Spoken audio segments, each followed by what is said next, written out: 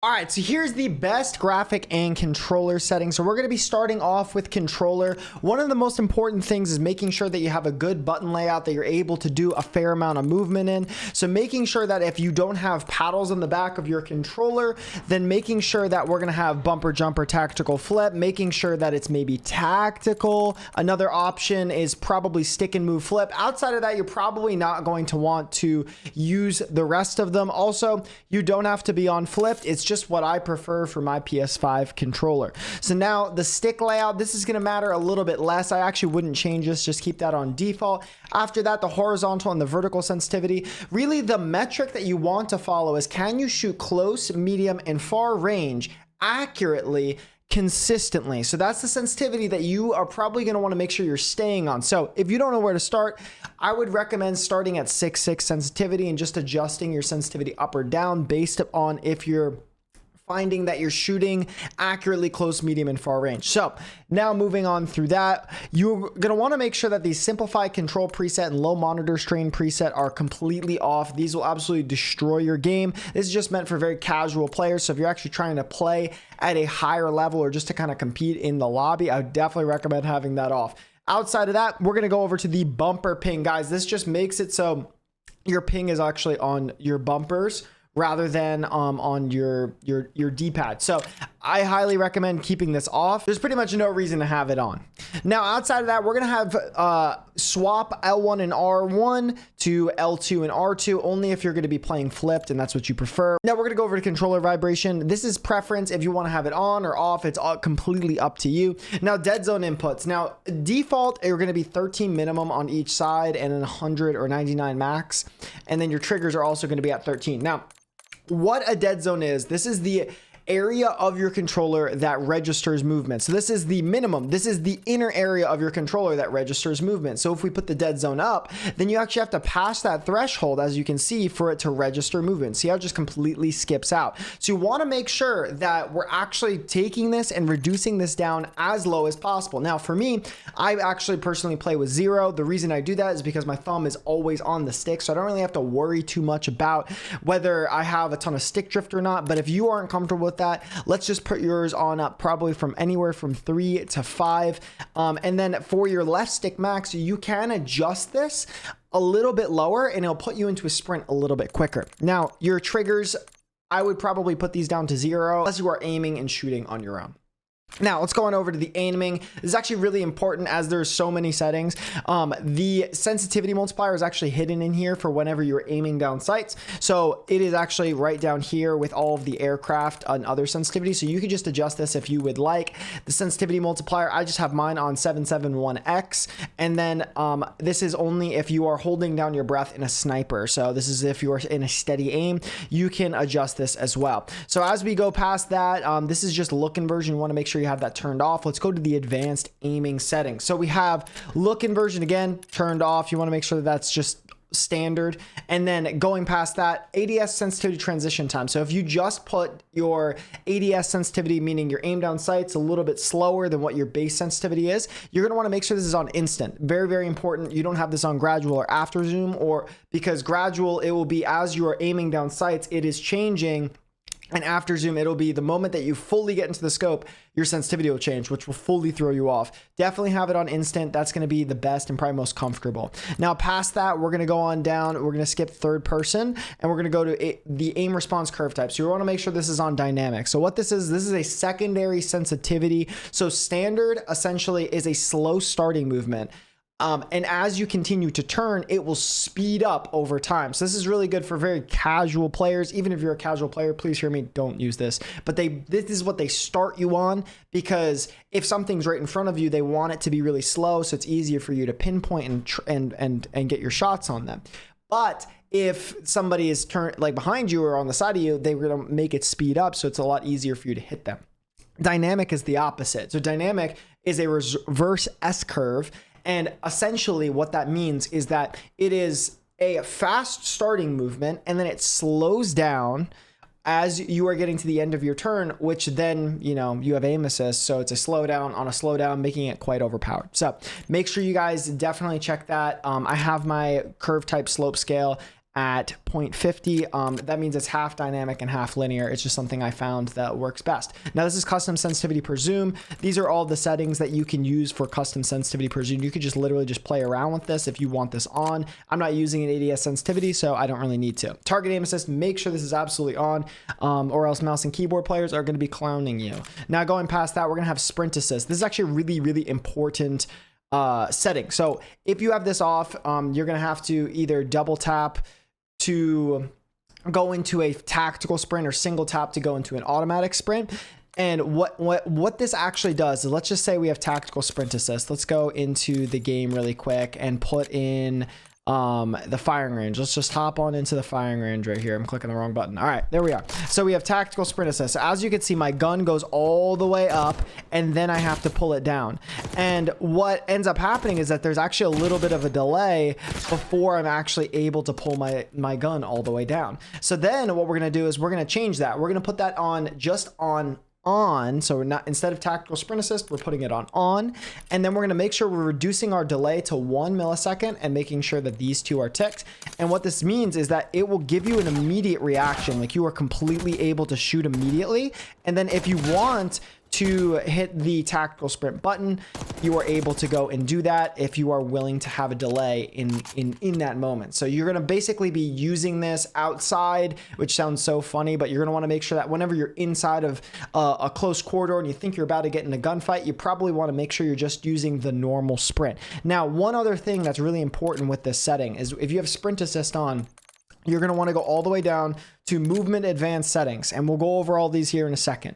And you're going to want to make sure your tactical sprint activation is on single tap run. So all this is going to mean is that all you have to do is click it one time and it puts you into a full tactical sprint, which is literally huge. All right. So now that we got that done, you want mantle assist off. It just makes it so as soon as you walk up to something, you mantle it. Definitely don't want that on. You want to be fully in control of your movements. You want crouch assist on, off. And that's a pretty important one as well. This one's just a little bit weird. And then corner slicing. I haven't really figured out yet whether this is a good thing or not. I think sometimes it could probably give you a better angle, but essentially all it is like anytime you're close to an angle, it's actually going to make you kind of move like this. You're just going to kind of be a little bit off to the side with your gun rather than just kind of just straight up, just standing straight. So maybe try this on and off, figure out what you like. So slide and dive behavior. Now there's a really cool thing. So you're going to want it either on tap to slide or hybrid. And the cool thing about tap to slide now is that you can actually put the slide and dive activation delay on short. And essentially what that does is all you actually have to do is hold for a very short period of time and it'll perform the slide or the dive. So that's what we're going to be doing. But I play on hybrid, which is where you just press your left stick in and it toggles the sliding. It toggles off the sliding and then allows you to be able to dive. And either way, you're just able to kind of just tap it. So it's really comfortable. It took me a while to get used to that. Auto door peek. We're going to turn this off. This could be a really cool setting. I think it'd be good if this is one of those you kind of want to just make sure you're trying out and see if you like it. Sprint restore and slide maintain sprint. Both of these I have been playing around with. I really like them on. It just makes your movement a lot more fluid. So you're just going to go and after you do some sort of movement, it's just going to immediately put you back into a sprint. And then slide maintain sprint is you go into a slide and then it allows you to pick back up into a sprint. So it's a lot more fluid for your movement. Now, after that, parachute, this is for Warzone, but we're going to turn that off. Mantle cancels reload. This doesn't really matter because we don't have mantle assist on, so it could be on or off, doesn't matter. Then movement advanced settings. We're going to have this on toggle, then auto move forward, we're going to turn off. Ground and mantle, you're going to definitely want to make sure that that is off. That just essentially will make it so you can just climb nearby objects by clicking this. Actually, I guess this is a setting that a lot of you guys probably have on. So I personally prefer it to be off. And the reason is so if I'm trying to jump onto a windowsill, for example, it doesn't just auto mantle me over. It'll allow me to just be able to just jump on top of it. So yeah, you can play around with this. I don't like this at all. So then tactical sprint activation, we put this on single tap run. Plunging underwater, free. This will allow you to be able to look up and down as well as pressing the buttons to maneuver through the water. And then sprint door dash, you're going to want to make sure that's on. Cool. And then the vehicle settings, you can play around with these if you'd like. Going down to combat. we are going to be having our aim down sights behavior on hold, ADS plus melee. This is preference. You can also take weapon mount off. I just always used ADS plus melee. Weapon dedicated melee weapon activation. You can do weapon cycle, which is kind of cool, but I don't like to. I like to be able to press my YY, and then if I want to hold to melee, I can pull out a knife, which is a really cool thing that a lot of you guys probably didn't know. If you guys are liking the video, make sure you guys hit the subscribe button for more content. We're going to be pumping out a ton of content for multiplayer now, and then Warzone later. All right, so we continue to keep on going. We're going to put armor plate behavior on all. That's just for Warzone again, and then C4 detonation. I don't use C4s. I just have mine on all at once. That's, I guess, a preference. Equipment behavior, going to put that on hold. Manual fire, I have this on press. Combat advanced settings, where as we dive on in, there's a few options. You have ping. I personally like to have this on the D-pad for ping. You can also cycle up for streaks. And then you can have change zoom activation. You can either have this on melee or tactical sprint. I prefer the tactical sprint. Then you can have weapon mount exit delay. You could just turn this off or instant. I'm just gonna have mine on short delay. I don't really care too much about that. And then interact and reload behavior. If you're going to be playing on Warzone, you're watching this later on, definitely put this on prioritize interact. But for multiplayer, while I'm playing search and destroy and all these other game modes, I'm just going to have it on tap to reload. Then we're going to have sprint cancels, reload. I personally turn this off. I like to be able to sprint and run. I think this is kind of helpful for finessing out of situations. ADS stick swap off. Depleted ammo switch. You could turn this off. I personally like having it on. I've just kind of used to it. It's almost always been in COD like that. And then you can also change your body shield finishing move behavior. So what this does is it essentially allows you to be able to choose, like, whenever you're behind them, do you want to use a body shield or do you want to assassinate them? So you could just choose which one you want to prioritize. As we're getting to the end of this, there's the scoreboard slash stats slash map behavior. I just have this on toggle. You can also put this on hold. Don't really think that matters too much. As we go over to the overlay advanced settings, you can have the directional buttons for your inventory or your stick. Then you're going to have the ping wheel delay. I have mine on short. Then the double tap danger ping. You can have this on whatever you'd prefer. And then the wheel behavior, I just have mine on hold. All right, now we're gonna go on into the graphics settings. So if you are on PC, this is going to be very similar. If you're on console, it's going to be looking a little bit different. But as we are on PC, you're going to want to make sure that your screen refresh rate is as highest as possible. The display resolution is normal. And as we continue to keep on going through this, NVIDIA reflex low latency, that's a really important one. This is your brightness right on over here. And then you can have a custom frame limit. That's what I personally have mine at. And then the rest of this doesn't matter too much. As we go on into quality, make sure your render resolution is at 100, not higher, nor lower.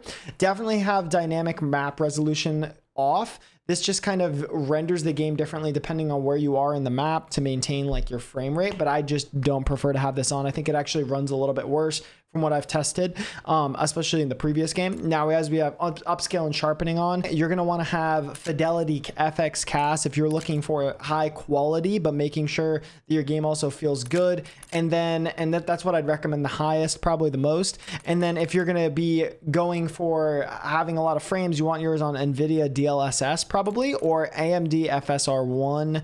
I haven't really tried those two out, but I have on the previous game. So that's probably what I'd recommend. If you're going to have Fidelity FX Cast, put that on 100 strength. Going down, we're going to have VRAM scale target. This essentially adjusts what if your game is lagging a little bit, but it's not actually your internet and your game is just hitching is the actual term. You can adjust this variable up or down depending on what it is, and it will hopefully stop the hitching. So I just kind of play around with it. 80 feels good for me right now. Variable rate shading, definitely want to keep this off. And we're going to kind of zoom through the rest of these. Low texture resolution, low anisotropic.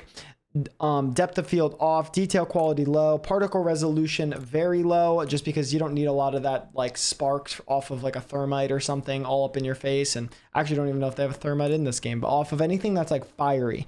And then bullet impacts, have that on. It doesn't really affect your FPS. Persistent effects, I always turn this off. Shader quality low. On-demand texture streaming, so this just constantly downloads 32, actually I think it's on this game, 16 gigabytes of information. So what you're gonna wanna do is you're gonna wanna make sure that this is at allocated texture cache size of 16, turn on download limits, and only limit it to 1 gigabyte per gaming session. So you want to make sure that that is off. That can make you lag, so definitely don't have that on.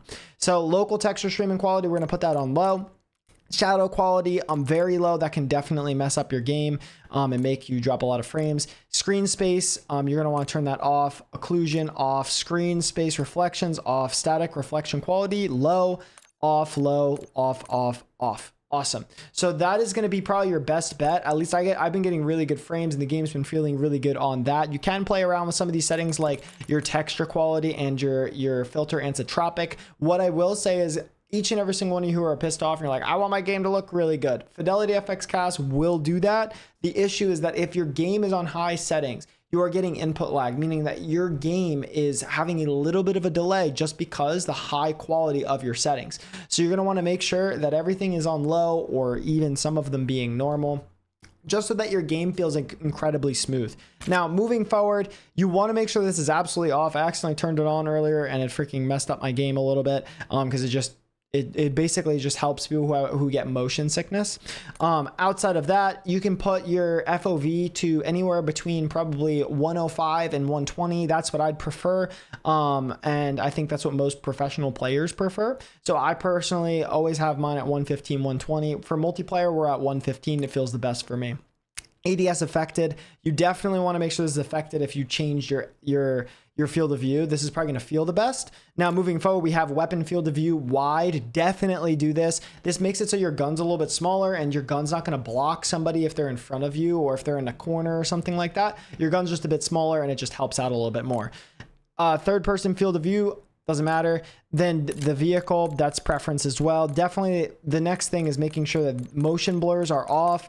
And then the first person camera movement is on least 50%. Now, inverted flashbang is a preference if you'd like to do that as well. All right, now we're gonna hop on over towards the interface settings. And guys, I promise we are almost done.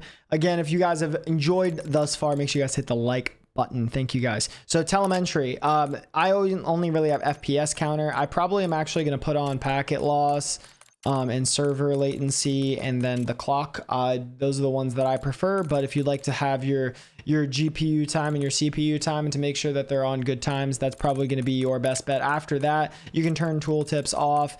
I always have the skip introduction or introduction movie. That's just kind of what I prefer. You can turn tutorials off as well. Going down over to connection meter, that can be something that's good. It only really works for public games, as it says right there, but it just kind of shows you your packet loss and any ping spikes that you have. I played a lot with that. You definitely want to make sure that these hardware and network icons are on because it tells you if you're lagging. So that'll definitely help you. And then for your hardware, it tells you if your game's like overheating, or if you haven't finished your shaders. So after that, we're gonna go over to subtitles. These are just some preferences, but really the big thing that you wanna do is your color customization. Put your color thing to color filter 2, then your color filter target to both, and then making sure that your intensities are at 100. Guys, this makes your game not as gray and a little bit more colorful, which is just a really cool thing that you can do. You can also change your color palette to any colorblind settings if you'd prefer to do that, but I never really mess with that. Now, there's some HUD presets that you guys can play around with.